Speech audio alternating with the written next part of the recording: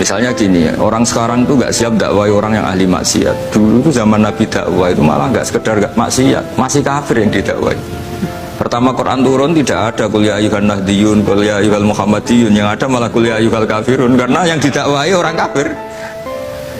Jadi kalau kamu nyari dakwah yang sudah orang steril, sudah soleh semua, itu orang Jawa nguyai segoro, sekaruan soleh kok bu. Jadi memang tantangannya dakwah itu ke objek yang kita nggak siap. Nggak siapnya mungkin kita beda agama, mungkin beda kultur, beda kesolehan. Ya, jadi ini tak baca beberapa makalahnya orang dulu. Ketika melihat saudara kita, teman kita atau tetangga kita melakukan maksiat atau sedang maksiat. Tak baca Arabnya dulu, mungkin sebagian nanti itu mungkin biar barokah. Ini teks aslinya Imam Ghazali. Wa turuqus salafi qad ikhtalafat fi izharil bughdi ma ahlil ma'asi. Semua orang salaf berbeda-beda dalam memperlihatkan ketidaksukaan ma ahlil ma'asi. Tentu kita semua tidak suka perzinaan, tidak suka mabuk-mabukan, tidak suka togel, tidak suka judi. Terus fa'in kulta, ini yang mulai dialek gitu ya. Fa'in kulta itu andekan ada satu pertanyaan, yaitu yang mulai halaman 20. Fa'aqallu darajati fi izharil bughdi al-hajru wal i'radu wa qat'ur rifqi wal i'anah. Fahal yajibu dzalika hatta ya'siyal abdu bitarkih. Fa'aqulu la yadkhulu dzalika fi dhahiril ilmi tahta taklif wal ijab. Fa inna na'lamu annal ladzina syaribul khamra wa ta'atau al-fawahisha fi zamani Rasulillah sallallahu alaihi wasallam as-sahabah maka yuhjaruna bil kulliyah. Dulu zaman Nabi juga banyak orang-orang yang masih mabuk, masih melakukan hal-hal yang buruk. Tapi mereka yang sedang maksiat atau baru berstatus fasik itu maka yuhjaruna bil kulliyah. Tidak begitu ditinggalkan saja atau asingkan begitu saja. Balkanu munqasimina fihim ila man yakhdhidul qawla alaih. Sebagian sahabat kalau melihat orang yang mabuk, yang enggak benar, keras. Wa yuzhirul bughdalah, memperlihatkan tidak sukanya.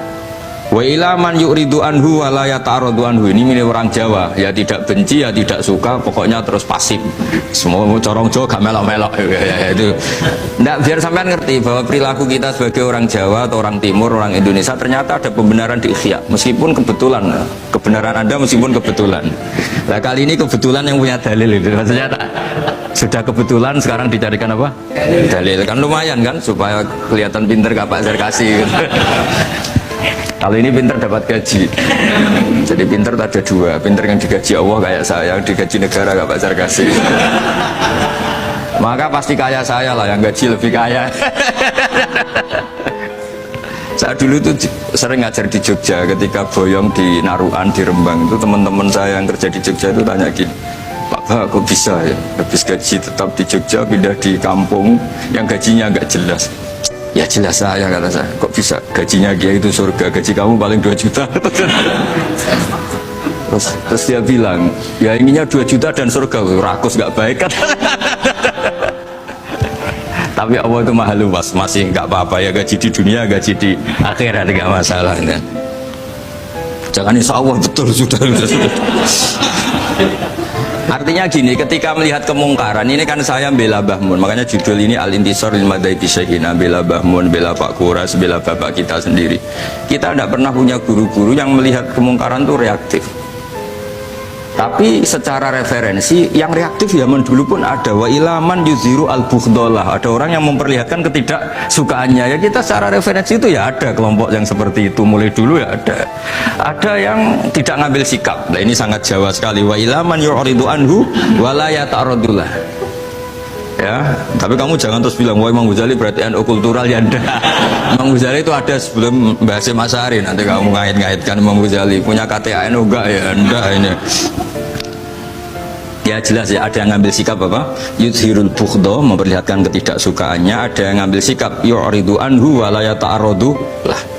Nah ini yang ketiga, ini yang persis Wali Songo, ini yang ketiga ini. Wa ilaman yang zuru ilaihi bi'ainir rahmah.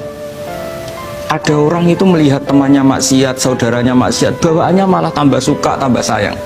Karena itu dianggap sarana menarik simpati, kemudian berharap nanti menjadi baik. Ini yang ketiga, ini yang mungkin paling berat, tapi itu percontohan yang diceritakan wali-wali Songo.